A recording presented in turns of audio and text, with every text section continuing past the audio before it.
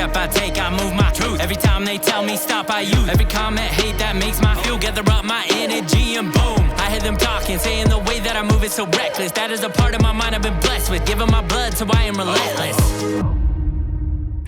We're on the Keep Hammering Collective. I'm with Mitch Aguiar. Is it Aguiar? Aguiar. Oh God. Okay. Close enough. Yeah. I mean, there's so many different ways you can spell that. Cause I was trying to put in, I was telling Rihanna who works for me, hey, I got a guest today and it's Mitch. And then I was like starting to, I'm like, God, how does he spell that name? Yeah. So yeah.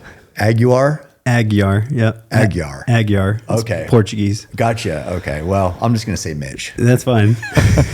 So what a week it's been for you. Yeah. It's been quite a week. Jeez, dude. I was like, we've known of each other for a long time. I wore your shorts for years. Yeah. And I thought those kind of Ranger panty shorts, I guess. Uh-huh. And what'd they say on them? What was the logo? It was just my old logo, the Massive logo. It was MASF, Massive. Right. That's what it was. But I just loved them because they're so simple and just like, I'd run in them. Yeah. But that was years ago. And then I think you got shadow banned or... No, I got my Instagram totally deleted. What for?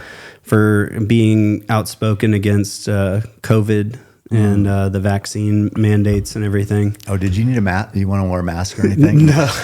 But I got... to get the Uber here, they were like, make sure you're wearing a mask. I was like, damn, they're still doing that here? I can't even use Uber because I got kicked off for not wearing masks too many times. Well, I got kicked off of American Airlines. God. I was banned from American Airlines for threatening a flight attendant.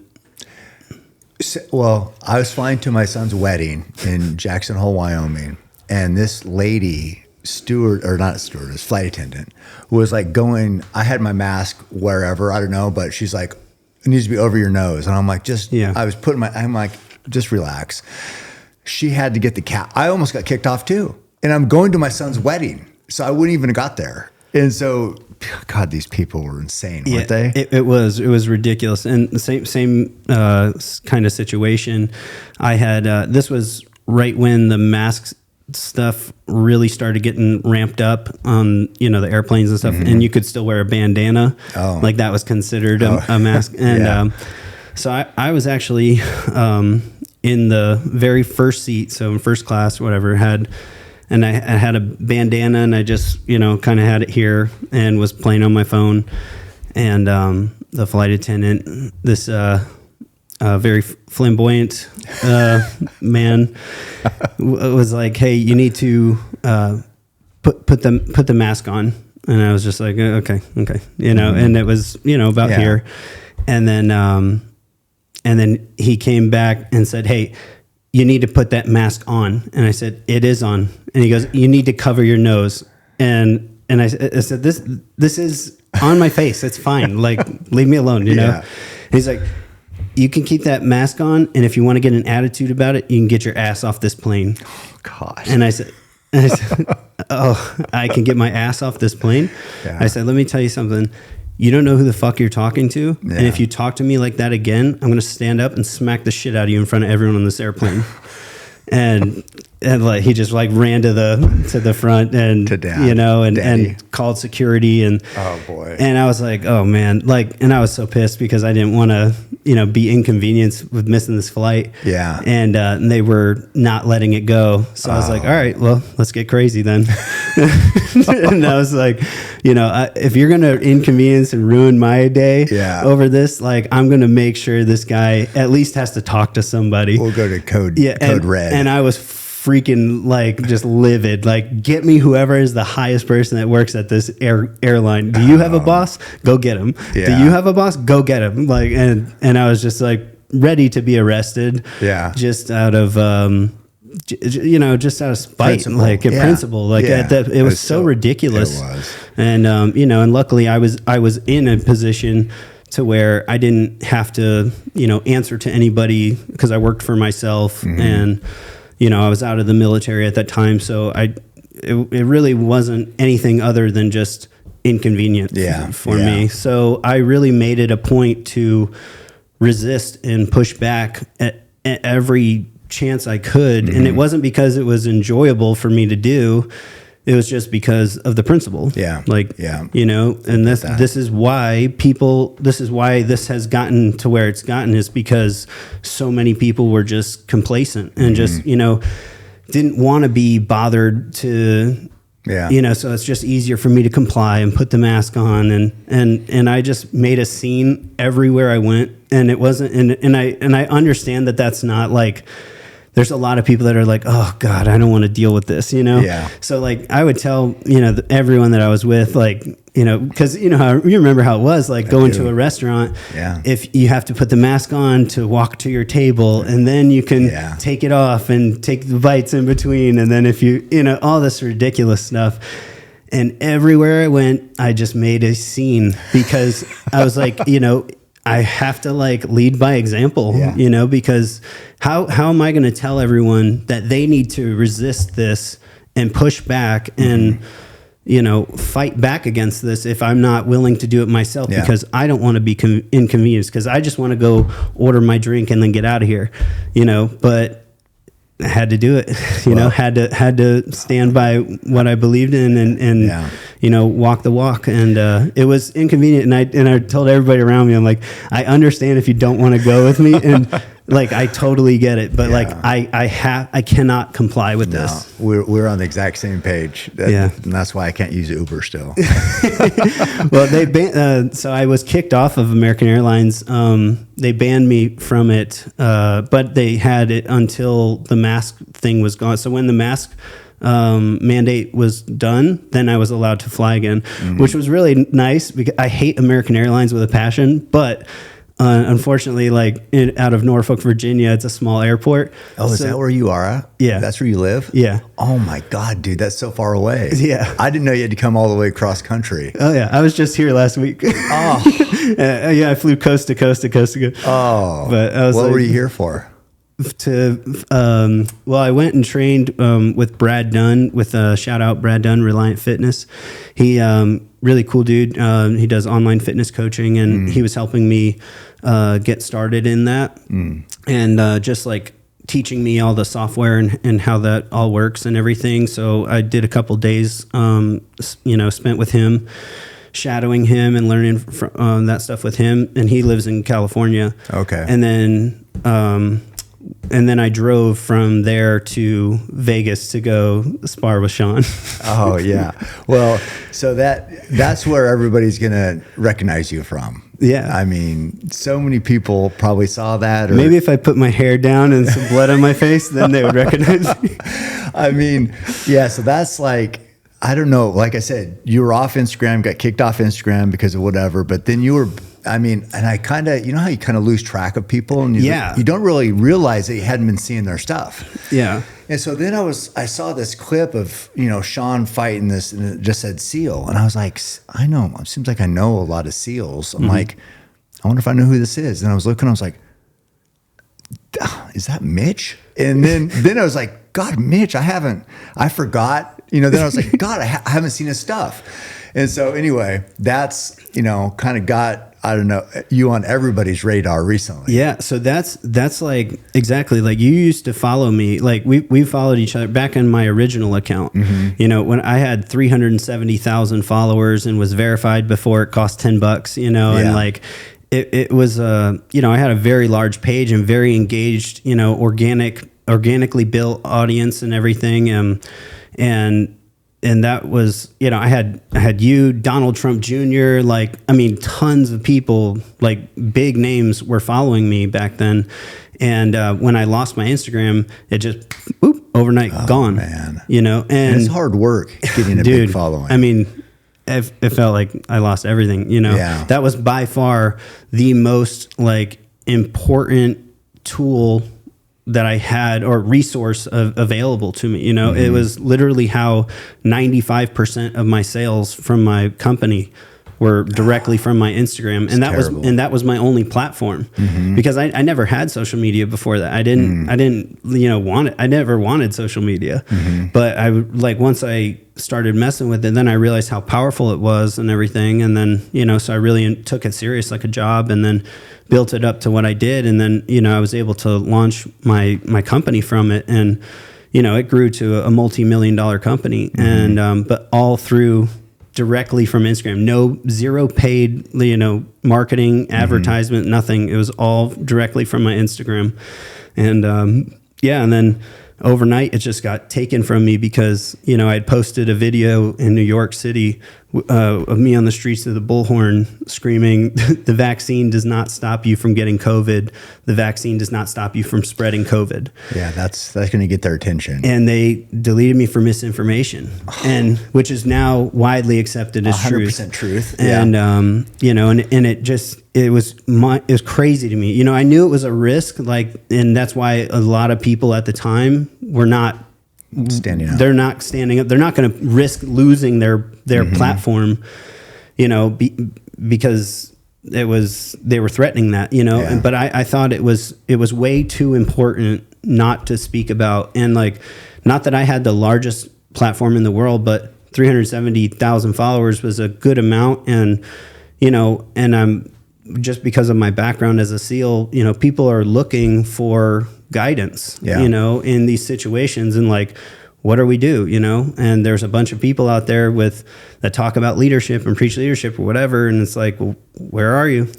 So in the absence of leadership, you need to lead. Right. And I really, truly just felt like it was too important not to, and I did. And I paid the man for it hard, and it that sucked is so because frustrating. It's wrong. It's 100% wrong. It crippled my company. It really, really did a negative job on it, and it sucks because it's not just me that punishes. I have employees and they have families, and they all depend on the paychecks that I'm giving them, and so it really hit me hard, and I've been rebuilding ever since. And that's the other thing is how many people do you follow on Instagram? A couple 100,000, maybe, whatever. So if one person that you follow just disappeared, you would have no idea unless you really follow that person closely, and you're looking at their stuff all the time. But if not, it's just going to be gone, lost in the wind, and you don't even think about it. And that's why, when we recently were messaging, you were like, "Oh man, I thought I was following you." Yeah, I did. And I'm like, "No, you haven't been following me for years, And that what's frustrating, and especially for somebody like you who has fought for our country, is this is supposed to be a free country. Yeah. And what were you doing? You were just enacting your freedoms, just saying First Amendment, and just saying what you believed. And that got you canceled, essentially. Well, that's deplatformed. That's what's the craziest part about all this. It's I literally have been overseas and fought for freedom, which I don't believe now. My perspective on the whole military industrial complex, everything, all that stuff has completely changed since COVID. COVID really opened my eyes to a lot of things. But I mean, the fact that we were experiencing what I believe is the most tyrannical time in our lifetime, from our own government with COVID, literally taking people's freedoms away and their livelihoods, bodily autonomy, all that stuff. I mean, and then now, with social media, the way it's become, it's kind of like the town square, and they just censor people and that with ideas or views that they don't like or whatever, and just control the narrative. And it was infuriating to me, and people were dying and stuff, so, and I had the time and the resources at the time to really spend time and research and go into this stuff. And, I was flying to, freedom medical rally conferences with, tons of doctors with hundreds and thousands of pages of peer-reviewed stuff talking about why all of this is ridiculous. And, and they were being censored and threatened to be removed and, have their licenses revoked and all that stuff. And, it was just, it was so bizarre what was happening. And I was just like, this is a real problem, and it's not a joke, and it needs people's full attention. And so that was why, like, I thought it was like bigger than me and my, my little pot of gold. Like I could have been like totally fine. Like I had enough money. I was doing fine. I didn't have to get vaccinated. I didn't have to answer to anybody, but it was all the people that couldn't speak up and felt like, and they're basically having to choose, hey, do you want your retirement or do you want, to just comply? Yeah. And this, like, it doesn't matter if you're healthy, you need to take this experimental vaccine vaccine and shoot it in you. And it has like, a real chance of hurting you, to protect you against a virus that's so deadly you might not even know you have it. Yeah, I mean, I never even have got the flu vaccine, so I mean, I'm not like, so I wasn't going to take this either, obviously, because I'm like, no, I'm fine, I can, whatever. But I'll take my chances. My chances, and it's like, and that. You were like the scapegoat if you were unvaccinated, like where I worked. It was just like people would look down on you if you didn't wear a mask, or like. So I totally get it, and I applaud you for standing up for people who didn't have the same platform or voice you have. I'm sorry you had to pay the price for that, but I think that does help explain why you are inserted into the Sean Strickland story. And because it kind of goes hand in hand a little bit, because I think especially the SEALs, but a lot of people saw Sean saying that a SEAL couldn't last a week training with him. Is that what got your attention? Yeah. I mean, so Sean and I have a little bit of a history before that, not in any kind of negative way. We had trained together out at Black House MMA in Los Angeles. When I was still active duty in the teams, I would go out there and do some training camps and stuff like that with Kenny Johnson. He is the head coach out at Black House, and all the guys there at the time. It was Anderson Silva, Lyoto Machida, Brian Ortega, Tony Ferguson. Sean Strickland, big names. A ton of like awesome dudes in the room, and and I just felt like so lucky to be in there and training with those guys, So I that was where I first had met Sean Strickland and did a little bit of training with him, but nothing like, we weren't like best friends or anything like that. We were just in the same room training. Yeah. And then when he fought in UFC Norfolk, he came. Kenny had called me and was like, "Hey, I got Sean's going to be fighting there, and he needs to cut weight." And I had a sauna at my house, because I was always fighting, and so he came over to my house and cut weight at my house for that fight, and so we hung out a little bit there. But who was he fighting for that one? I don't remember. It was back when he was a welterweight. He was 170. Oh, okay. Yeah. He looks like a very different person. Yeah. I would have rather sparred that Sean Strickland at 170. He was probably up over 200 when he was fought the other day. He was every bit of 220, 225. Really? Yeah. Sean's a big guy. Yeah. What do you weigh? I was 203, I think. Okay. Something like that. Well, Rocky Balboa used to fight at 203, and he fought Cobra Lang. Hey, I didn't hear no bell. I felt like Rocky, but just the part where he's getting beat up.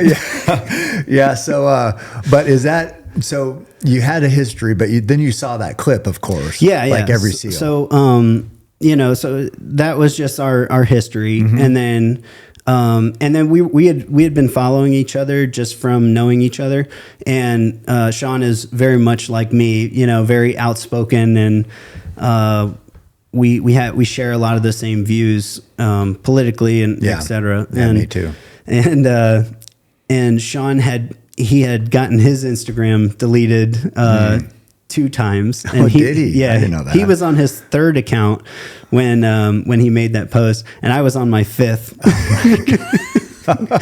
So, the one I'm on now is my 5th account, and he had made that post, and And he was like, hey, you know, I'm kind of sick of hearing about these Navy SEALs everyone thinking they're so badass. Come train with me. I'll fucking break you, you know? Where did that come from? I think it was just a random, just irk.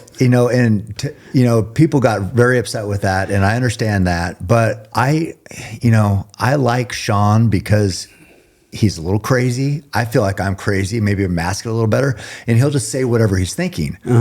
I can't, even though I don't agree with that, I can't judge somebody, because if people knew the crazy shit I thought, but just didn't say, they'd be like, what the fuck is wrong with you? So, I mean, just because he says it, it doesn't make him any worse than me and the crazy shit I come up with in my head. Right. So, I mean, I don't agree with that. I didn't like that he said it, but I'm like, well, here's the thing. Whatever. Here's the thing, guys. I know that's him. Yeah. I knew what he meant. He was talking about training, because there's so many people out there that are just ill-informed or have these delusional ideas that just Navy SEALs are these just masters of hand-to-hand combat or any kind of combat, and they'll just, come into the room and just hit you with a Judy chop, and UFC champion Steven Seagal doesn't stand a chance. And I think that's the way I took it anyway. So I took it as Sean was like, basically sick of hearing that narrative or whatever, and maybe he felt like disrespected because of the hard work that he put in, that he puts into his MMA work.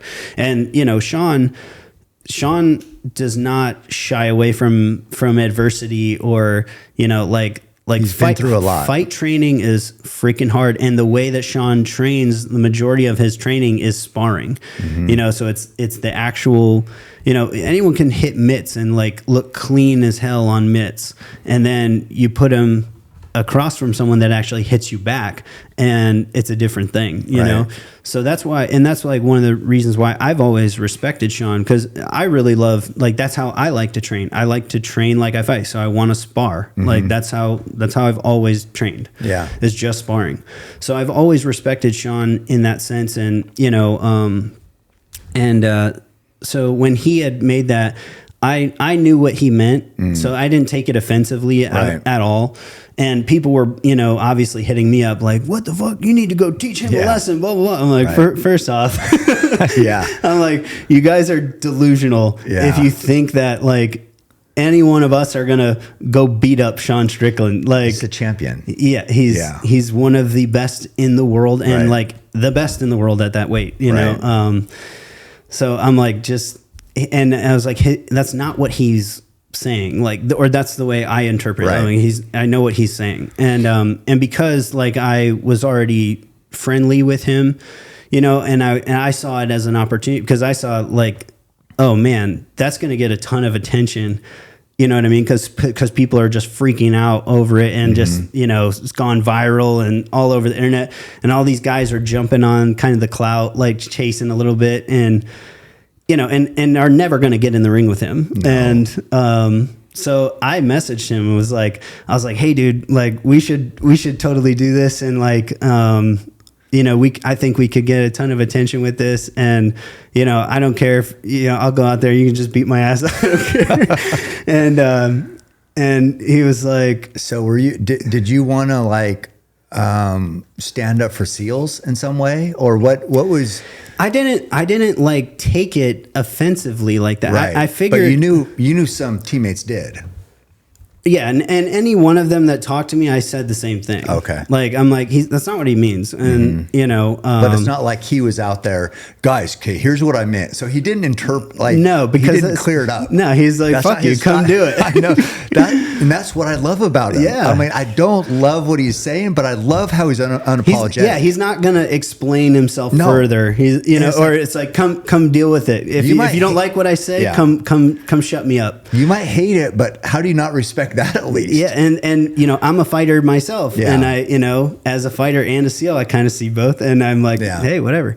So anyway, I was like, yeah, Sean, let's do this, and I think we can make it a big cool thing, I think it'll be helpful for both of us, and Sean was yeah, okay, whatever, and but he was like, but we are going to have to fight. I'm like, I know, I'm aware. Yeah. And then high rollers, you know, that jujitsu, where you smoke weed and do jujitsu. Yeah. So I've competed for them several times. And, you know, I did a match with Jake Shields, and you know, we did a match to raise money for my charity, Adopt a Cop BJJ. Oh, okay. You know about that charity? No, or no. So I started a charity, back when my business was doing well.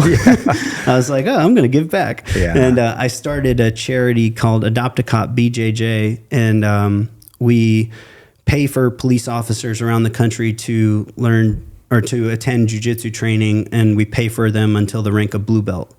And that's awesome. Yeah, so such an important skill. Yeah, especially for cops. We you know, I started that basically with around the George Floyd time, where everyone was calling for defund the police. I'm like, that's not the answer at all. Yeah. And I was like, cops just need more training. And if you know, and you looked at any of these situations, you're like, if that cop knew a blue belt level of jujitsu, then you know, this could have been avoided. So that's like our motto: is jujitsu saves lives. Right. And I like it. So, but anyway, so that was my solution to it, was that. And we're in all 50 states. We're in over 1,000 gyms across the country, are affiliated with our charity. And we've graduated close to 400 police officers to blue belt. That's awesome. So pretty cool. But anyway, so I did a match with Jake Shields to raise money for my charity there and everything. And we had a really fun, exciting match. And so they had reached out to Sean when that, like, back and forth, because I made a post saying like, oh, Sean Strickland, you must have forgot about me. Yeah. And you know, kind of like WWE style or whatever. And I was like, oh, I see you're on your third Instagram account. That's cute. and then so High Rollers sent us a message and was like, hey, would you guys want to do a match on High Rollers? And I was like, yeah, for sure. I'm down, you know. I'm a black belt in jiu-jitsu. That's kind of my thing. Yeah. And you know, and I'm not trying to just get beat up by Sean, but Sean was like, and then he made a post of when that happened, and he was like, hey, Mitch, High Rollers hit me up saying you want to do jiu-jitsu with me. Fuck that. He said, I'm not doing jiu-jitsu with you. Come here and do the man dance. Oh, and man. I was like, all right, roger that. So I was like, all right, I guess I got to go out there and do the man dance with Sean. I see. So it just happened to be like, you know, I wanted to go out there and do it, and things were coming up here and there. So got the time, and I was like, hey, I'm coming out there. Let's do it. And he was like, cool, let's do it. And so showed up and almost had him. So what was your plan? What were you thinking? I was literally thinking, like, I was telling my COO Kyle, he's like, you're probably just gonna have to get beat up, and I'm like, yeah, I think so. Did you think that, like, maybe you could get him a couple good shots? Maybe what if you knocked him out? I mean, did you ever think, like, this could happen? So my best hope, like, one, so there was like, I had a whole bunch of mixed thoughts, because one, I didn't know, you know, Sean is a little bit unpredictable. Yeah. You know, we'll call it. Okay. And so even though, like, we were friendly and, like, there was no animosity towards each other, like, I think he's still, even if he's your best friend, when he's sparring, he's still going to try to hurt you. Yeah. You know, so I knew that about him. And, you know, he doesn't spar the way, like, typical people spar. Like, you're not in training or sparring, you're not trying usually to hurt the person across from you. I don't think that's the case with Sean as much. And I mean, I reshared that, and I said he's in the hurt business. And which again, I'm not mad at. No, that, that's who he is, what he does. Yeah, and you know, it's not my style, but whatever. But I don't care. It's you're fucking playing fighting. You're not. It's not tickle camp. You know. Yeah. So you know, you can't be a pussy if you're in that world. And so I wasn't sure. I was pretty sure, though, that he was gonna want to spar hard regardless. And so I was like, all right, maybe we'll just do that. But then when I got there, he was, you know, and people were saying, like, on the social media, like, the Navy SEAL wanted to spar. I'm like, this was not my idea. Like, I got there and I was just down for whatever. Right. Sean was like, hey, we're going to do 5-minute fives I or saw that. 5 minutes. And I was 5 like, fives, yeah. whatever you want. Sure. Yeah, I know I was thinking if I was in your shoes, maybe I'd have been like, how about 3 5s? Right. Because then, 10 minutes less of whatever. Hey, but I was just there to accept his challenge. Yeah. And just whatever you want to do. That was respect for you for like being so willing. Yeah. Mudwater is a healthy habits brand best known for its popular caffeine alternative. It's got 4 functional mushrooms, and the purpose is to never leave you feeling jittery. Don't get me wrong, I love coffee and usually drink 5 to 6 cups a day, but Mudwater has helped me cut back a little bit, especially once afternoon hits. I still even throw a little Mudwater in with my coffee, and they have a really good coffee creamer with MCT oil. Each ingredient was added for a purpose. Cacao and chai for a hint of caffeine and hot chocolate-like flavor.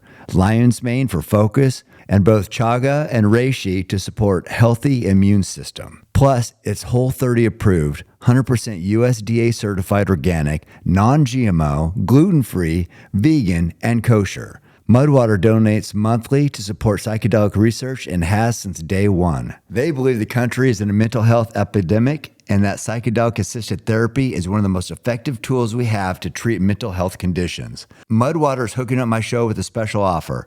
If you go to mudwater.com/Cam Hanes, you get a free frother and $20 off.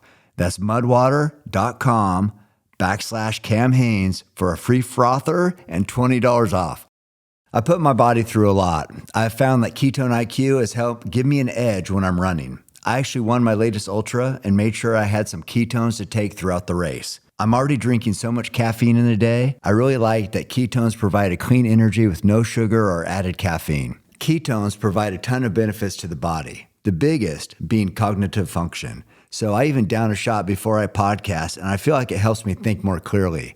I'm all for anything that makes me smarter because the guests I have on here are top performers in their field, and I need all the help I can get. Ketone IQ is giving listeners of this podcast a great deal.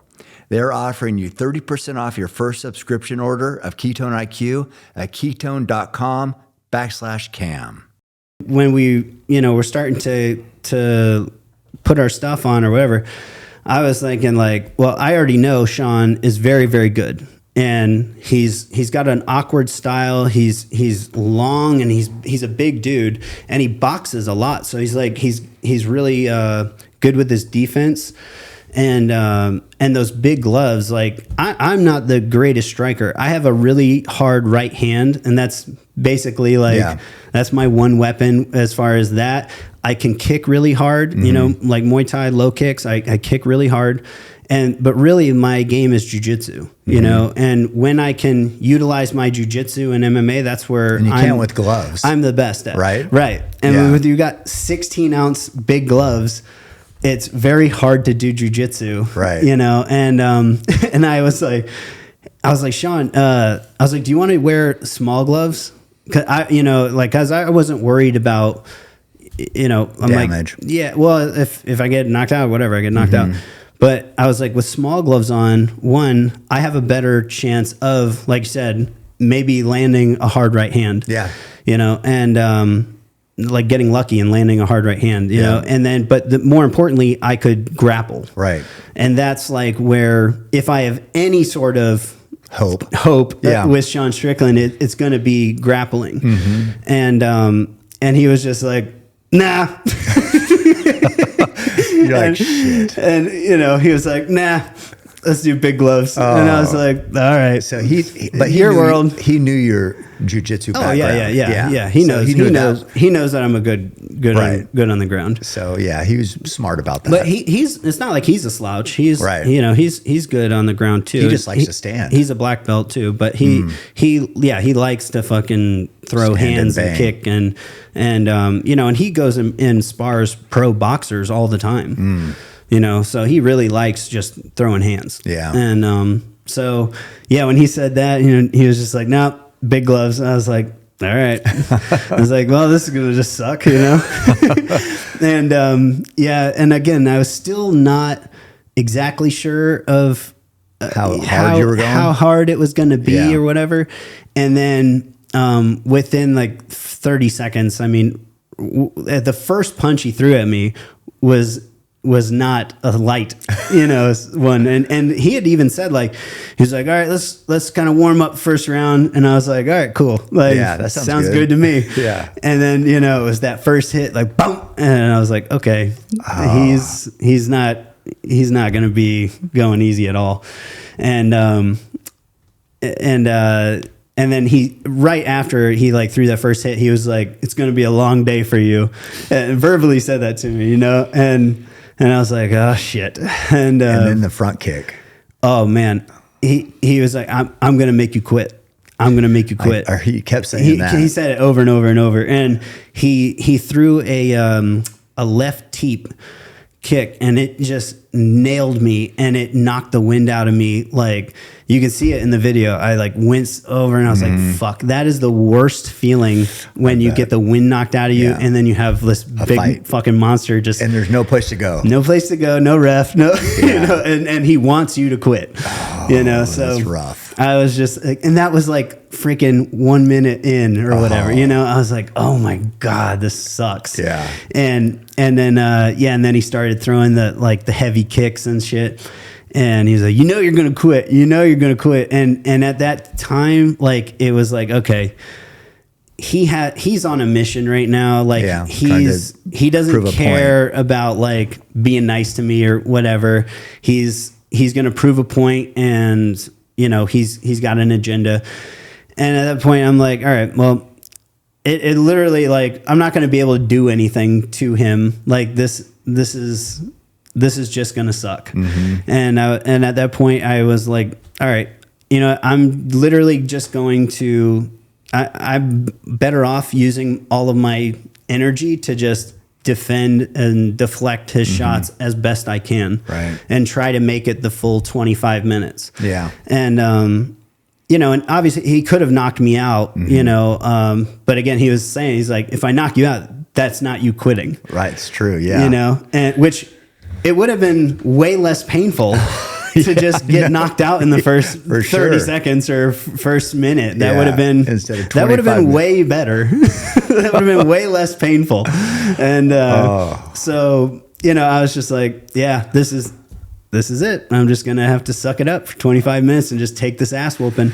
And like, people were, obviously in the comment section, I'm just getting roasted left and right about, this guy looks like he couldn't fight his way out of a wet paper bag. And, he looks a like lot of fights. Looks like he's never fought a day in his life, blah, blah, blah. And I'm just like, yeah, okay. Oh. Like, this video's got a lot of you feeling delusional, but yeah, I know. It's, I couldn't imagine what it'd be like to be in there taking that. Yeah. And, I'm like, the way I'm thinking, like, even when I'm standing there like this, I'm not just cowering. I'm literally watching his knees and his feet and his arms, because he's just wrecking my body over and over, and my face, and throwing these kicks, and I'm trying to like watch where they're coming from. Yeah. And so that I can like at least like defend a little bit here and there, and just try to minimize the damage, so, because this is going to be a long 25 minutes. That's so long. Being a pinata.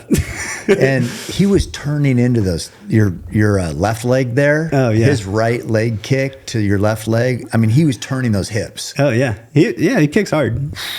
But even with it, he had, didn't he have shin pads on? Yeah. Yeah, but still, what's that going to do? I mean, you've seen my legs, so. Oh, brutal. But you were checking them. So is that what you were saying? Some of them. Trying to check. Yeah, some of them I checked, but I was just trying to do the best I could and be, defensive. Mm-hmm. Like I knew I wasn't going to be able to do anything offensively to him, and that was just going to waste my energy. Right. And then like, if anybody does any kind of combat sports or anything like that, when you are super fatigued, you're worthless. Yeah. Fatigue makes cowards of us all. I saw you tried to shoot like once or twice. But yeah, if I could that was trying to just throw a Hail Mary real quick, but at that time, by the time I tried to shoot, I was already, and I wasn't exhausted from exertion. I was just getting beaten, and it's probably hard to push off of your legs. Getting beaten like that it's tiring. Yeah. Oh, I can't even imagine, dude. I've never been through that, so I can't. I know everybody likes they're the online experts. Yeah. You know, we're in this business of that's just how it works. But I was just watching that, going, "Oh my God, that looks terrible."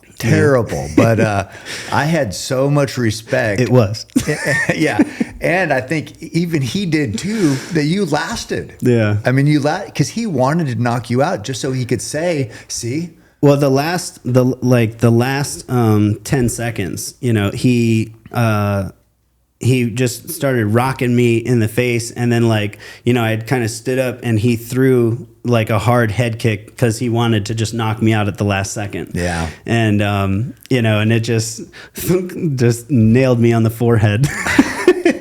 What was and he was like, fucking A, man. I know. He was impressed by you took that head kick. That's where he gave you the shout out on the greens. Yeah. But what was the worst? I mean, all of it, or was there one shot? The teep. The first one? The teep that knocked the wind out of me. That was probably the worst thing. I can still like kind of feel like, and the one time that we were on the ground, like I kind of got folded up and it felt like my intercostal muscles and my ribs kind of like shifted or something, like tore a little bit. And I was like, man, this is like everything that can go wrong is like going wrong right now. But I was just like, you know, it doesn't matter. He gave you were kind of, you're kind of shelled up a little bit one time, and he gave you a couple hard shots. The body, to the ribs. Couple of the body shots, really landed good, and you know, definitely like, you know, just you could hear me like verbally wincing, and oh man, because he was just looking for, you know, where's the opening, the best opening, bah bah bah bah, and yeah, at that point, and like, you know, at that point, like I'm like, all right, well, whether I like it or not, I am kind of representing the SEAL teams in this, and like, there's no fucking way that I could. You know, like this hurts too bad. I quit, or I don't want to go another 15 minutes of just getting my ass hammered. You know, but I was like, there's never a thought of quitting. No. Yeah. I would rather die. Yeah, I would rather fucking die than be a pussy. Well, I quit like that. I got a lot of respect. You know, because I figured that was going to be your mindset, and but a lot of people would say that and then change. You know, I've seen people. I've been in those situations a handful of times in my life where I've been in so much pain that I want to quit, but it's just I can't. You know, it's just not an option, and I'd just rather die than be a pussy. Don't you have a shirt that said "Don't be a pussy"? I do. Yeah. So you sent me that shirt like years ago. Yeah. Don't be. I just was thinking about that the other day. Well, you live that motto. I mean, you know, you're true to your word, and it's. I know that was probably terrible. I can't imagine, but man, you made it, and I don't know. I don't, what lessons like would you take away from that? Well, it's funny because I was like, you know, thinking about it during, and I was just like, this is kind of what Buds is like, you know, for people out there, like, Buds is just that want to go to Buds or whatever. Like Buds is just something that you don't like beat Buds. You just have to endure it. There's no winning Buds, you know. You're not gonna like, oh, I won the race, now the instructors like me. Like there's none of that, you know. It pays to be a winner, sure, but you're still the whole point is to just embrace the suck, right? You know, and just they want to see who's gonna just go until the end, and that's it. You know, and that's like, so I was kind of thinking about that during, you know, just getting blasted. I'm like, this is kind of like Buds, you know, like metaphorically. Like when was you did throw a couple punches later, did you, or was it not really? I think I literally in the very beginning, just, you know, it was just a couple. I think you landed I don't think so. No, I thought you landed like one or two right at the beginning. I doubt it. I think I just threw a couple like out there, and again, it was it was more like, you know, he said like, this is going to be a warm up round. So I'm like, I'm not throwing with like bad intentions at all, you know, and I'm just kind of just going through the motions or whatever. And then when he started hitting me, I was like, no, okay, it's going to be different.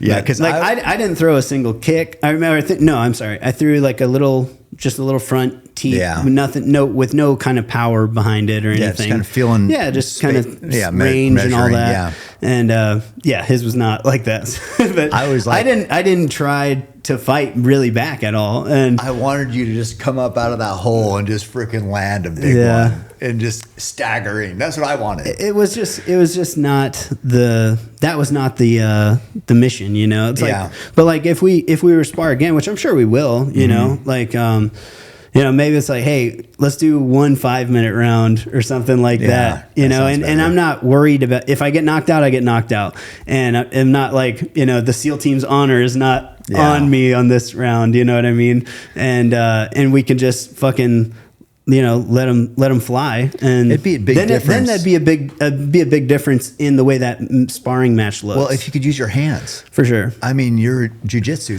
You're using hands. You know? And smaller gloves too. Yeah. Like they're harder to defend yourself. You know, big gloves, like especially when you're good at boxing, you know, you can use those to deflect and defend. He's great, even with his shoulders. Oh man, Sean's his defense is awesome. Yeah, and because he spars so much, he's so used to that, and he reaches out a lot and, like, you know, deflects a lot of your stuff and keeps you at distance, and he rolls his shoulder and he leans back and hides his head, and he's tall and long, so it's like, you know, hard to actually land on him.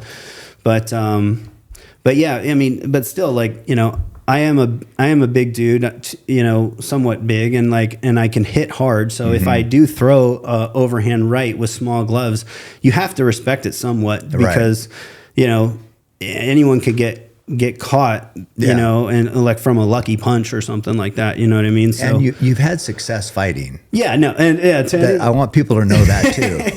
Like what? Like tell me what your fighting experience. Yeah, no, I mean, I've definitely had a lot of fights, and I was a 10-time champion, you know, in multiple weight classes at the same time, 170, and the majority of my fights were at 170. But I was also a champion at 185, and, you know, I fought in Glory Kickboxing as well, and, you know, obviously like lower level stuff, nothing like the UFC level, you know, and there are levels to everything for sure.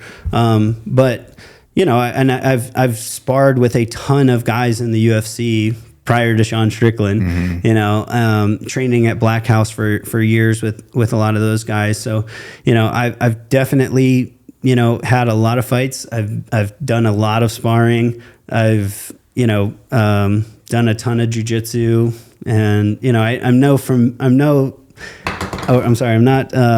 unfamiliar to fighting. Yeah, right. You know, I just want people to know that, because if they just saw that clip, who knows what they come up with. and that's okay. Like I'm very used to the internet, and you know, I don't put much stock or care. And a lot of them, like a lot of the comments are hilarious. You know, even the ones that they're roasting me, I'm just like, oh, that was a good one. You know, you got a great attitude about it. Yeah, you can't let that stuff bother you. You know, I mean, the fact that you went to Vegas and you met up and you were like 5'5" with, you know, he was a former champion, probably going to be again. He's freaking good. Yeah. It's not many people would do that. Yeah, for free. And last. No, for free, yeah. So it's like, you know, it made me, I mean, I wanted to sit down and talk to you and hear about it. I'm super, you know, humbled and appreciative of you having me out here. I mean, that's crazy. Oh, it's just awesome. I mean, it's a good excuse to be able to meet you and sit down and hear about it. I will say one part that I didn't like is when he, you know, took a shot at Goggins, you know, because me and Goggins, you know, I can still love Sean. I can still love Goggins. I didn't like, you know, him saying that about Goggins, because he's, you know, we're boys, you know. Goggins is the man. Yeah, I love Goggins and I love his mindset. So I didn't love that part of it. But again, if Sean's going to speak his mind, he can say whatever the fuck he wants, right? Yeah. Yeah. So. And, you know, I'm always going to speak my mind and speak my truth. And I love that you said, he said that, where a lot of people in that situation with somebody's big personality as Sean would, even if they didn't feel that way, it might go along with it. People take that path of least resistance sometimes, and have that avoid that confrontation or want to be agreeable, right? And especially with somebody like Sean, who is so like in your face, but you were just like, oh, I love Goggins. And it's like, I was like, oh man, thank God. That was so nice to hear. And it didn't change Sean's mind probably on anything, but I'll tell you this right now. I mark my words. I think Sean Strickland and David Goggins are going to become friends. I think they're going to, and I think it'll be public. I think Sean will change his tune publicly about David. And I think David also, Sean, I think they're going to be friends because, after talking to both of them, and they're more alike than Sean knows, I think. And they are different for sure. Yeah. But I think, their mentalities are similar in ways. And, I think once they get in the same room and talk to each other, I think it's going to be a different story. And and I'm happy to be a part to facilitate that and bring it together. You're the sacrificial lamb. I'm the sacrificial lamb. Let's go. Yeah. Well, they've both been through a lot. Hard childhoods, been through a lot of shit. Nobody probably believed in them, and so you get that chip on your shoulder. That's just how it's going to be. But just like, as you said, you get them in the same room, that goes for almost anybody. Yeah. Anybody who you think you probably hate, if you were actually face to face with them, you'd probably be like, maybe. You can find common ground. Yeah, too. maybe I was a little bit off on that. So I don't think those guys are any different, but I think, to your point, I think they're a lot more alike than they are different because they've had, and I think when you come up like that, you just have this armor over you, and you don't trust people. You don't want to give kudos to anybody. It's like, that's why I've been so thankful of David. He said nice things about me, and I don't know that he likes anybody. So I'm like, well, at least he likes me, because he's just a tough, he's so used to being on his own and being critiqued for everything he does, or going too hard, or stay hard, or this or that, or even in the SEALs, SEALs seem like there's that competitive environment. And he's just been through a lot. So I mean, to me, David, he's just kind of become like an icon, Yeah. I truly feel that he and yourself are just uncommon amongst uncommon people. Yeah. And the things that he's been able to do and push himself physically and mentally is on a whole nother level. And not just that he did it once or twice, he's continually doing it to this day.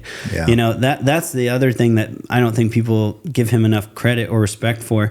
And, I've done some hard things in my life. I've been through Hell Week. I did a freaking year in Afghanistan with no running water and hiking all over the damn mountains and 100-degree weather, whatever, and body armor and carrying a big A-dub machine gun and stuff. I've been through some hard things. I ran the rim to rim Grand Canyon run, and one day, with no preparation, just did it. Wow. And that was like the hardest freaking day of my life. Just, I retraced the steps of the Spartans. I ran from Sparta, Greece to the battlefield of Thermopylae, 240 miles in 8 days, back to back. And that was, real brutal. And those endurance type races or things that, I was doing, I've never had to push myself so hard mentally, and it's like nothing else that I've experienced, where it's just you and your thoughts for so long, and it sucks the whole time. It's painful the whole time, every step. After a certain point, it's like you're 5 hours in, you still got 20 hours to go, or it's like it's ridiculous. And so that type of stuff really opened my eyes and like gave me a ton more respect for endurance athletes, like runners and you know, these ultra marathoners and things like that. Because before I did those things, I looked at ultra marathoners and stuff like, you're just running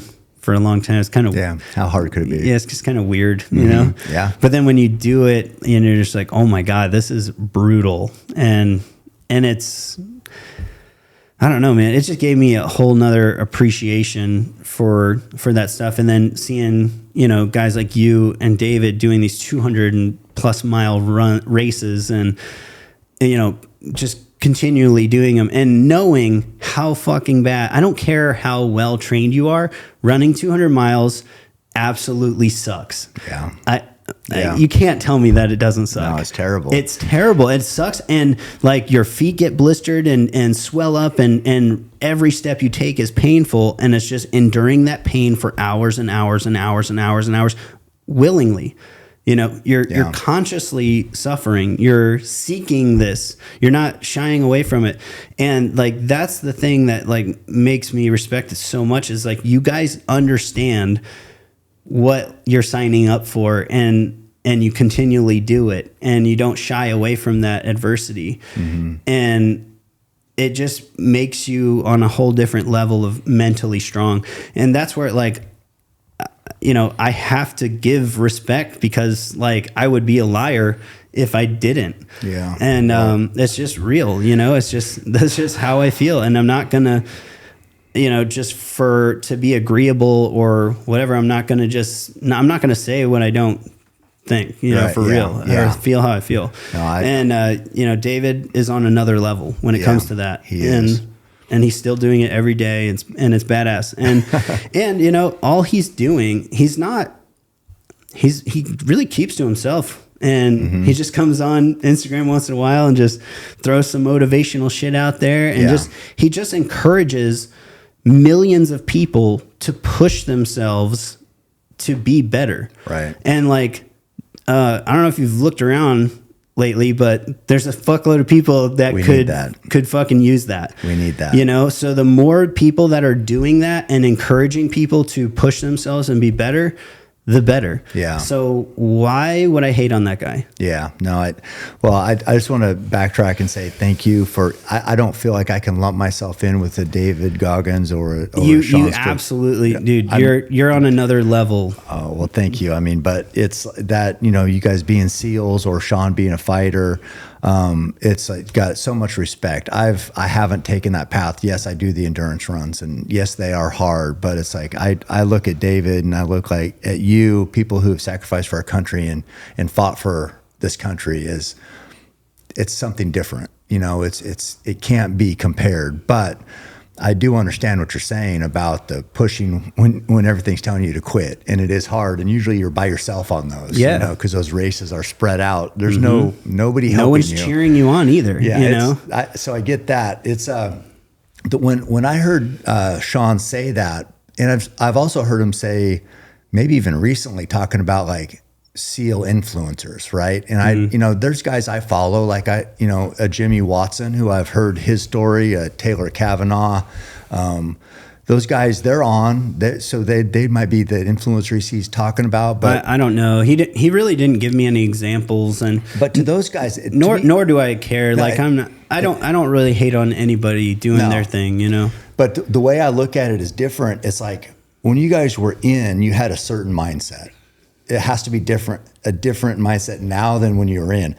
So I look at it as Sean right now is like you guys in the middle of a deployment. He's right in the middle of what he does. He's the peak of being a fighter. So his mindset would be like when you guys were in the middle of your deployment, you have a different mindset during that time than you do right now, right? I would think.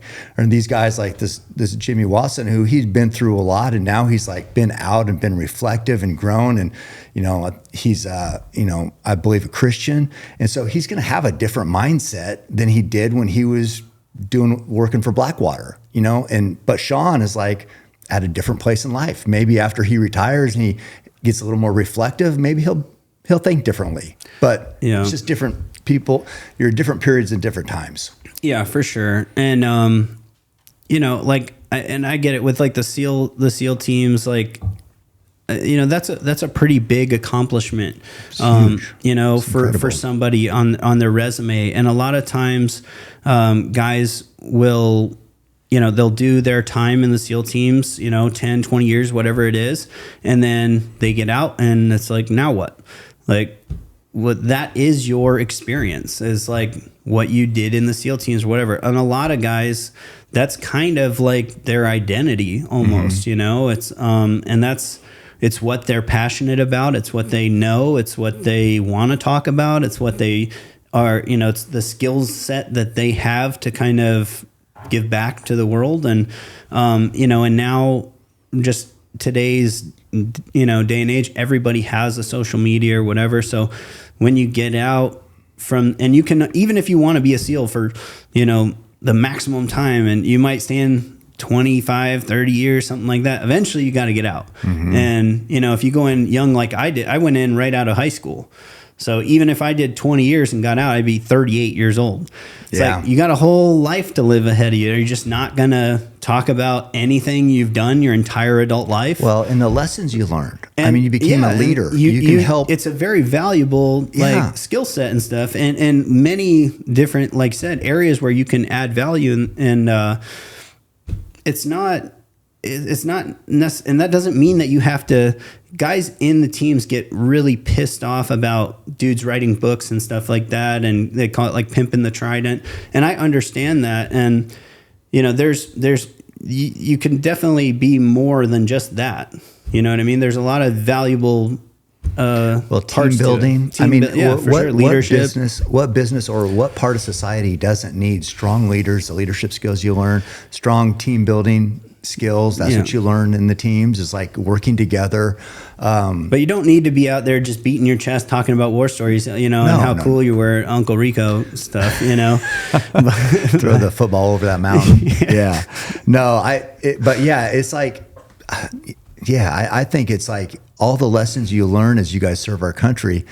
Let's help society with, you're not talking the war stories all the time, but man, you can help them in other ways, and it's like, to me, that's part of, you sacrificed, you learned, you grew, take advantage of it. What are you supposed to do? What else are you supposed to do? Yeah. Just go work at Walmart. Yeah. And pretend like this isn't what you did. You didn't learn all that stuff. Yeah. Yeah. So it's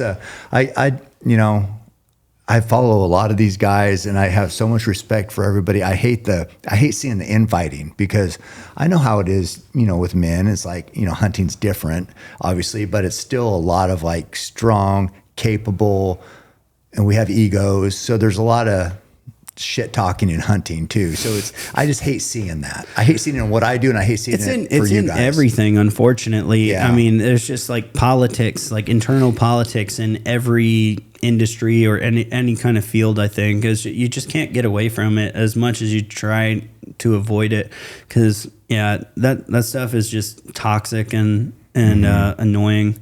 Yeah. And I want, it'd be cool if everybody just got along, and just like, hey, be happy for your success doesn't diminish mine. Exactly. And that's a really big thing that I wish, team guys were kind of better about and supported each other, and that had that brotherhood, more of a real brotherhood.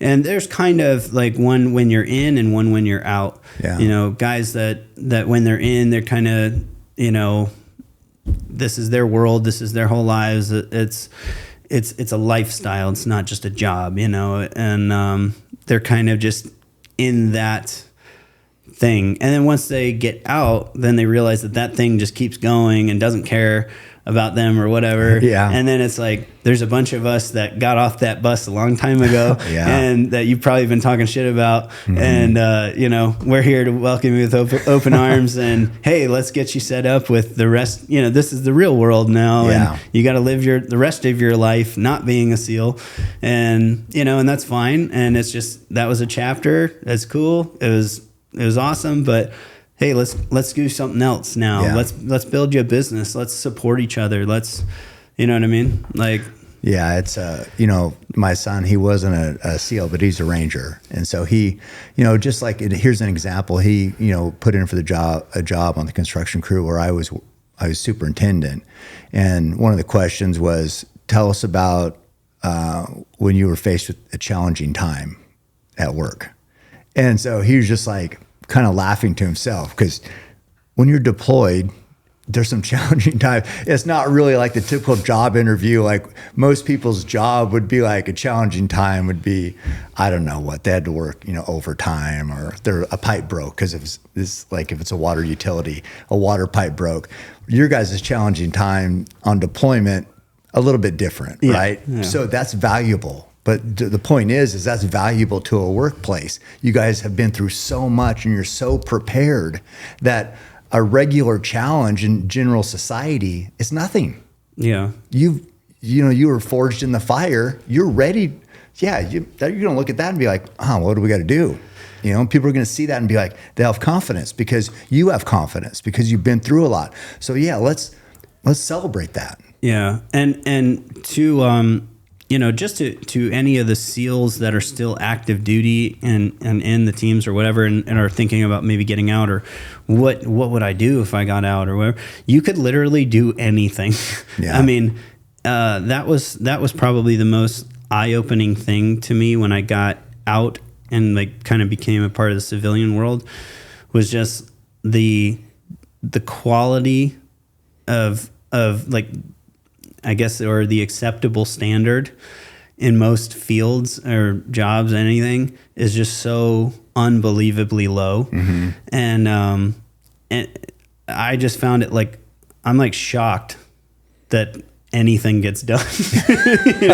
Yeah. And just because the standard excellence is the only acceptable standard in the SEAL teams. And I mean, you are held to that all the time. And from the inception, from, all the way through buds on. And like, I mean, even we had guys that were, had been SEALs for 15 years and, they fucked up one too many times in a month. And now they getting their trident pulled and having to pay back their bonus and all that shit. Whoa. I mean, you earn your trident every day kind of thing. Like the standards are always there and you have to that's it. You have to adhere to the standard.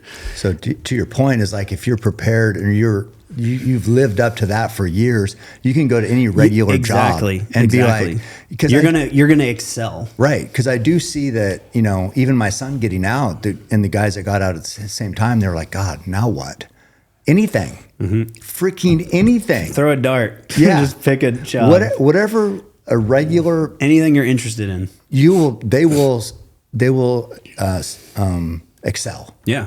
Because that's just what they're prepared for. And they're used to, they're used to discipline. They're used to structure. They're used to following orders, showing up on time, being accountable. Especially in the SEAL teams, you have to be accountable. And it's not just like if you mess up in the SEAL teams. It's not like, oh, hey, I messed up and we'll talk about it. No, it's like publicly shamed and like, everybody's going to give you shit about it so that you learn a hard lesson, like, and you never want to make that mistake again, so you just hold yourself to a higher standard. So to any team guys out there, if you're wondering or kind of hesitant or scared, like, what am I going to do when I get out? I don't know, blah, blah, blah. Just trust me, you're going to be fine and you're going to crush whatever it is that you set out to do. Yeah, no, that's a good point. How long were you in? 10 years. 10 years. Is that why you live in Virginia still? Is that where you were? I'm actually from Virginia Beach. Oh, you are? Okay. Yeah. And my mom and dad were both in the Navy. Oh, when they had me, and I was born at Portsmouth Naval Hospital. Oh, yeah, and so I lived there for the first 11 years of my life, and then my parents were divorced at that time, and then I moved to with my dad in Maryland, and then I lived there for 5 years, and then my mom had remarried to my stepdad, who was also in the Navy, but he was from Ohio, and he got out. They moved to Ohio, so I moved there my 10th grade year of high school to Ohio, and then I joined the Navy out of Ohio, and then I got stationed at SEAL Team 10 back in Virginia Beach. Oh man, full circle. Yeah. So then I just, I got out in January of 2018, and I've been there ever since, just because my business is there. My jiu-jitsu academy, Violent Hippie Academy, is there. Massive Supplements headquarters is there. And then, I've got my properties in Virginia. Gotcha. Well, I mean, I hate that you took a step backwards with that Instagram thing. That sucks. But it sounds like you're balling out now, or building that back up. Definitely not balling out now. Well, but you're building it back up. How about that? I'm definitely. I've been on my grind. That was kind of similar to the Sean Strickland beatdown. That was Instagram deleting me 4 times. But hey, I didn't hear no bell. Yeah. And so I'm on my 5th account, and I've been less controversial. Yeah. And luckily now it's just all kind of widely accepted, and it's very safe to talk about now. But I'm like, hey, I've said my piece, I've done everything there's to do. You served your sentence. Yeah. Like you guys, you can have it from me. You know where I stand. Yeah, exactly. So right now I can't afford to say anything. I need to just focus on, rebuilding my business and getting my head above water again. Did the Sean Strickland thing give you a boost? Yeah. I gained like 15,000 followers from it. And yeah, so I was hopeful that would happen. I figured it would get a lot of attention, and there's probably less painful ways to market yourself, but probably not as effective though. Yeah, definitely not. But but hey, if I got to take a little ass whooping to help. Hey, remember me? Yeah, that's what happened with you. It did. It's you're like, oh, I remember that guy. I know. And then you're like, oh shit, I thought I was following you, and I'm like, no, you haven't been following me since. Well, I just know a lot of people in my circle, like, they watched that little sparring because it was everywhere, really. Oh, for sure. And it was super viral. I was even at church yesterday, and as the pastor, I said, "Hey, did you ever see that Sean Strickland, that Navy SEAL?" He was like, "Oh yeah, I watched that." I said, "Oh, well, Mitch is who he's sparring with. He's coming on the show." So it's like even the pastor of the church saw it. But hopefully he prayed for me. Yeah, he used to be a fighter himself. Okay. He fought in Bellator. Very cool. So he's like tied into it. But yeah, I mean, I don't know. I hope you get the respect you deserve, and I love the message, and not just for that one act. That's just a vehicle. Or, Chandler, when he was on the podcast, he said fighting is his shiny object, and his shiny object just brings to light his mission. Yeah, and it's not, that wasn't the thing. The sparring wasn't the thing. It was like, you're doing all this other good work, and that this is a way for people to see it. Yeah, and you talked about helping the cops out with the BJJ. You talked about, all you're doing you got employees, all the positive things you're working on, helping the military people, trying to get reestablished when they get out. It's like all that we're talking about that because of the sparring. Yeah. You know what I mean? So yeah, it probably did suck, but look at all this positive that's going to come from it. Well, and I looked at it as a way to, I felt like I was kind of in a unique position to where, nobody is actually going to get in the ring with him, but I will. And I understand what I'm about to endure. I understand that this is going to suck. I know it's going to be an ass whooping, whatever, but hey, I've taken an ass whooping before. It's fine. It'll be all right. Pain is temporary. Yeah. And, but I figured this would be a good way also to kind of bring this, cause it became like, MMA and Sean Strickland fans or Navy SEAL fans or whatever, and like this divide and negative, like the message just got so, wrongfully interpreted. It was like, and toxic. Yeah. I mean, I hate the word because people throw it around, male toxic, whatever the fuck, but I hate the word, but it was. Yeah. And I figured like, no, this could be a cool way to kind of bring it together, like in a positive way where, like you see right after he gets done beating my ass, like I'm not sitting there sulking or being all pissy or, you know, whatever. I'm just like, yeah, that sucked, whatever. And like, we're good now, you know, like, and it's like a positive thing now. Yeah. And now Sean is, you know, he was like, man, I want you to put me through a Bud style, like a SEAL workout. And I want you to try to make me quit. Really? Yeah. He said that? Yeah. Yeah, we went to the UFC PI afterwards, after we sparred, so that I could sit in the cold plunge. Yeah, that probably did help that recovery there. Dude, I spent 2 hours going back and forth from the cold plunge to the hot tub. And Sean just stood there and talked to me because he was like, dude, I'm a pussy when it comes to cold water. Yeah. He's like, I'm not getting in that shit. Well, so what do you have in mind? Like, because it's hard to...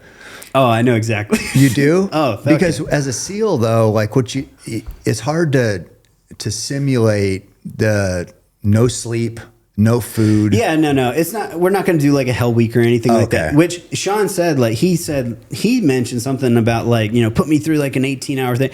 I don't think we need to do that. You know, I think we can get the message across with a 2-hour workout. You know, because and the Bud style beat downs, you know, on the beach, they're more about team building or they work really well with team, which is cool because I'm like, we can get your teammates involved too. And I'm sure some of them want to experience what it would be like to go through that stuff. And it would be good for team building because that's what it's about, you know, but you do things like caterpillar push-ups, you know what I mean? Where the guy's feet are on the guy behind him's shoulders. And, you know, and you do relay races or buddy carries or, you know, one of my favorites is like the bear crawls where one person's laying on their back in the sand and they reached up and they're hanging on their neck and you're dragging like that.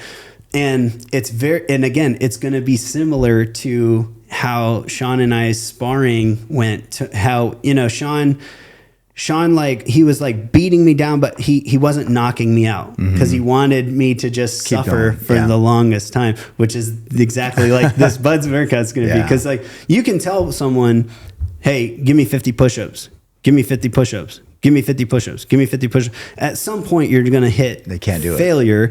And it's like, okay, well, now what do I do? So, and that's not beneficial in any way. So instead, all right, now switch to squats. You know, so you push people to the edge and then don't let them fall over. You don't knock them out. You know, you just bring them back and do something different or whatever. Okay. So, but you can make it really shitty, and you know, being cold and wet and sandy and, you know, all that stuff, pushing yourself to that exhaustion, it's going to suck, you know, for sure. It's like nothing else. But again, I think it's going to be a great look for Sean, you know, to like, and a cool ending to all this. And now have David Goggins, you know, who said he would love to be a part of that, you know, and then just kind of bringing those worlds together. And it's like, you're experiencing, you know, I went and saw and experienced your world and in like your realm, and that fucking sucks. And it shows like, one, how badass you are in that space and how rough and tough it is to be, you know, on the receiving end or going through something like that. And then vice versa, you know, in this world, how, you know, badass and it is you have to be to endure it and go through it, and how much it sucks, you know, and the respect will be there mutually. Right. And so I think it's going to be awesome, you know. Yeah. No, I'm pumped to, you know, because I saw the clips like everybody, and I remember Goggins, he had to put up equipment and says, hey, Sean Strickland, I haven't forgotten about you. So the storyline is there. Yeah. You know, the storyline's built. Oh, for sure. So people want to see the conclusion to it. Yeah. You know, and that's what, and it could be a positive message. You know, to your point, the reason why you're involved in all this is somehow turn this positive. We talked about we needed a sacrificial lamb. and thankfully it was you and not me. But so I mean, the story's built, and I think everybody could learn from it. You know, I mean, to learn that it's okay to come from different places and maybe not see eye to eye, but then sit across the table, or shared suffering. Shared suffering always brings brotherhood. Yeah. And it's like, they're two different worlds, you know, and that's again, Sean's message, I think, totally got misconstrued and everything. And because Sean is a patriot, and he absolutely respects the troops, and, you know, respects people that have served and all that stuff. He absolutely does. I've heard him say it from his mouth, you know? So they're two totally different worlds, two totally different levels of badassery and, like, you know, applications for them. Yeah. They're both complete badasses. Sean talked about coming up here and doing my thing too. So, I mean, run the shoot. Yeah. So it's like, he's, I have always been a fan of his, and I don't put too much stock into, you know, if people say stuff that I don't 100% agree with, what am I going to do? I'm not going to hate somebody. I just say, I don't agree with that. Yeah. That's just part of being a human. We're not going to all agree on everything, but I'm glad that I didn't like that it was about somebody who I love, like David. So I'm glad that we're getting to I don't know, inflection point there. Yeah. No, but it's, so what are we going to do now? We got the rest of the day and tomorrow, right? Whatever you want to do. Well, I got these stupid stem cells, so I don't know if I can lift, but we're going to get out and get on the mound, and then have you shot a bow before? So I have shot like I've shot in a compound bow, like it was a really shitty, probably like a Walmart one. No, we're going to fix that. Yeah. And then, I've shot like I have a, what are they called? It's like it's not a recurve, but it's like a traditional bow. Well, there's a long bow or a recurve. It doesn't have any. There's no wheels or gears. It's just like a wood and a string. Yeah, that's just like that's a long bow. Or if it has recurve limbs, that's a recurve. But recurves are just wood too sometimes. Okay, and just I think it's a recurve then. Okay, but it's not a very expensive bow, and I just got it just to shoot for fun once in a while. We're gonna get you set up, but we're gonna have to earn it first. All right, you good with that? That leg okay? Yeah, my leg is. It's a giant bruise. I know, I saw that. Well, this might give you some ideas about putting Sean through a test. Maybe we'll do something that you'll be like, hey, maybe he should try this out. So what do you do? Because not all your guests are like runners and stuff, or like, what is that path that you do up to the mountain and jump up on top of that? What is that? That's like Mount Pisgah. And how long of a run is that? That's only, if you take the shortest route, it's 1.5 miles. Okay. And it's 1,000 foot. Sounds good. Yeah. So we're going to get that in. And today I love the heat. Okay. And so today's a perfect day for that. So I think we're going to go knock that out. But then I regularly do like 30 minutes in the sauna with no water. Do you? Oh yeah. Like, so, that was one of the things I kind of play. I call it the sauna game. And it's one of the things I do for, like, you know, kind of just like daily mental toughness training, you know, where I would like go to the gym, work out, and then like in a public gym. And there was like this co-ed sauna, big co-ed sauna. And I'd do my workout. And then at the end of the workout, I would sit in the sauna for 30 minutes with no water. And then, you know, I would just play this game to myself. I wouldn't tell anybody that I was doing it. But just at 30 minutes, then whoever was still in the sauna with me, and that would be like, these are now the contestants, you know, or my challenges. Yeah. And anyone who walks in the sauna after 30 minutes, they don't count. It's whoever's in there. Right. And then I just have to sit there and just till they leave? Till every one of them leaves. Oh. And they didn't know they were doing it. They don't know that they're playing. Yeah. It's only me. So it could be like how long potentially? It could be a minute or two. It could be 45 minutes. But I'll sit there with no water and just sit there and perfect. Yeah, because you don't know. You know, that's the hard part about it. It's like, you don't know how long you're going to do it. And if you're already fucking jonesing to get out of there, it kind of sucks. Yeah, because people have that when you see the finish line, the time is a finish line. And when you see that and you know, I can make it there. But when there is no finish line, that's when it gets tough. That's the mental side of it. And, you know, what's funny is there was this old man one time, right? I was in there. And I look around, there's like probably 3 or 4 people in there. I'm like, okay, that's not too bad. And you're looking around like, he's probably not going to stay in long. He's probably not going to stay in long, whatever. But that guy's got a water jug. Oh, he's probably going to be in here a while, whatever. Right. So anyway, this older man, I mean, this dude looked like Santa Claus almost. Like Like my age. heavy set dude. Yeah. In like sweatpants, sweatshirt, full on, over there. And I'm like, all right, he'll be easy work. He'll be out of here. And I was sitting there 10 minutes, 15, 20, 30, 40.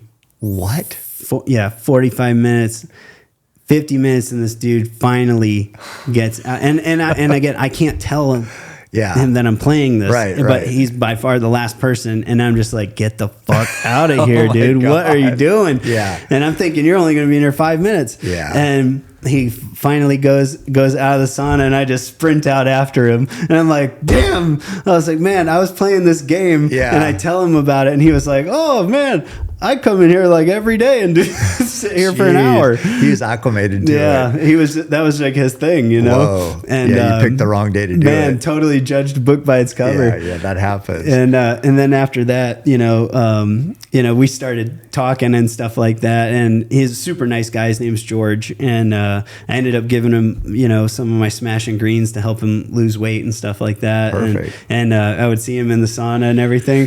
But I'd be like, oh, it's going to be a long day. Yeah. But he knew that I was playing that game now. But luckily, he never like tried to push me or test me. But he would just, hey, I'm in here for my time. And, so it is what it is. That's a good test for sure. That sauna and cold, it gets you. We get so used to being comfortable. You know, as being humans nowadays. Man, I do better in the sauna than the cold plunge.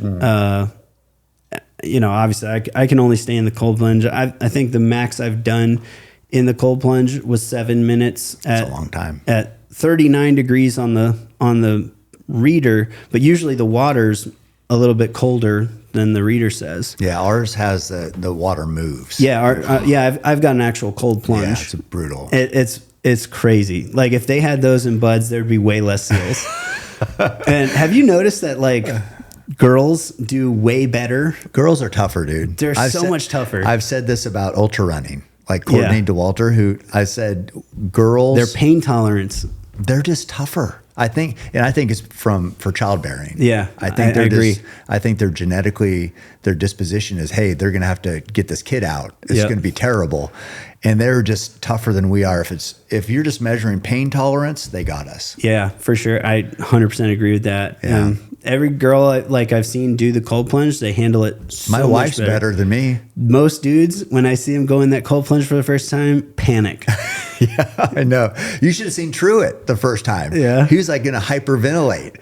I was like, settle down, just freaking chill out. He's like, it takes your breath away. It's tough. And it's tough. Man, I've been forcing myself to do it. Anytime I'm home, I'm just like, I got to do it. Yeah. I got to do it because I know it sucks. But I know I know there's benefits, and I know just the mental toughness is, benefit is what I'm after, and it's crazy. That thing has me shook more than anything. Like I wake up in the morning, I'm like, I got to do the cold plunge today. Fuck. And like, I'll just like dread it. And that's then like Rogan is the first thing he does. Mine's at Massive headquarters. So mine's not at my house. So when I wake up, I'm like, oh man, I'm going to have to do the cold plunge at some point. Yeah. And then I go to like get to work and I'm like, all right, I just want to get it over with. But then I kind of like will be like, well, I got to make this phone call first, and I kind of like tiptoe around Make these excuses. And then I'm like, and I just go and do it, and I'm just like, and I dunk my head, and I sit in there, and I do my 3 to 5 minutes. I've been doing 5 minutes lately, and but I do my 5 minutes, and then like while I'm in like at the last minute, I get out. I'm like, oh, okay, that wasn't so bad, and then I'm like, fuck, I'm gonna have to do that tomorrow. Thinking about it. Yeah, I'm already thinking about it. I'm like, damn, when is this thing gonna get easier, you know, Yeah. it just doesn't. No, The cold it's plunge brutal. sucks. It's the brutal. sauna though, I can sit in that shit all the time. Me too. That's relaxing. I kind of like it. Yeah, it's relaxing. I like sweating because it feels like you're doing something. Right. You know what I mean? You don't sweat in that fucking cold plunge. But, No, you just fucking miserable. hyperventilate and Miserable. shake and Well, try to breathe. I know you got a lot of supporters out there. Is it Ray Cash? What's his name? Ray Cash Care. Yeah, Cash Care. That's Yeah. it. Yeah, he sent me a message. and- Oh, did he? Yeah, Cool. he said, got a great guy coming on with you. Oh, cool. And, Yeah, Ray's awesome. I love Ray. He's a genuine good person. And we've known each other for years now. We didn't serve together, but we've been friends, since I got out, and we've collaborated on a few things and stuff like that. We do I started doing 1,000 push-ups an hour on live stream. I'd go live and just do like 17 push-ups every minute on the minute. Okay. And then he kind of started doing that, and then he took it to like 22 push-ups every minute on the minute. So it's like 1,320 push-ups or something. Pretty good. And we're gonna start doing those again together. And like we wanna get start doing some like retreats for like men's retreats or something, like mental toughness, just kind of whatever together. Guys need it. But yeah, no, he's a good dude, and he's always pushing positive stuff. Love it. Stuff. So Yeah. anybody who's out there, helping people do better, push themselves, like, you have my support. Yeah, me too. I mean, we need it. We need tough men for sure, tough leaders. But well, Mitch, I'm so thankful you came all the way out here. And I'm thankful you tried my smash and greens. Yeah, That was awesome. They're good, brother. It's we're gonna have a great couple days. I appreciate you. I'm sorry you had to go through what you had to go through, but you're here now, so hopefully it all works out for the best. Yeah, and, no, I'm thankful. Yeah, I'm super thankful for you having me on the show. Really, really appreciate it. I've been a huge fan of yours and supporter for years. Yeah, thank you. And I'm looking forward to running this mountain with you, and earning some bow shots. All right, let's make it happen. All All right, right, cool, keep hammering, thanks. guys. Every step I take, I move my truth. Every time they tell me stop, I use. Every comment, hate that makes my fuel. Gather up my energy and boom. I hear them talking, saying the way that I move is so reckless. That is a part of my mind I've been blessed with. Giving my blood, so I am relentless. My fault, they want someone to blame. They sent their hate, it fuels my pace. I am Roy Tough, I am the change, the fuel in dirt. Feeling like Cam Hanes. Oh, give me the Mars, nobody wants.